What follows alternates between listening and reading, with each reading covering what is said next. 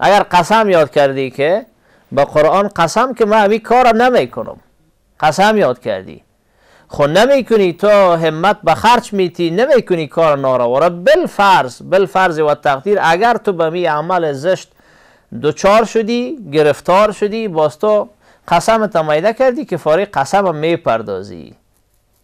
متوجه شدیم؟ و اگر تو خانمدار هستی و زندار هستی، خدا ناخواسته به عمل فحشا که زنا هست اگر دست و پنجه نرم بکنی، باز شریعت گفته که این آدم باید سنگسار شوه، این رجم شوه، به اصطلاح رجم شوه.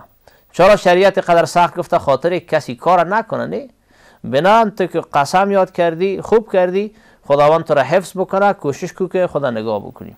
اگر بالفرض عمل زشت است تو سر میزنه که فارغ قسمت میپردازی.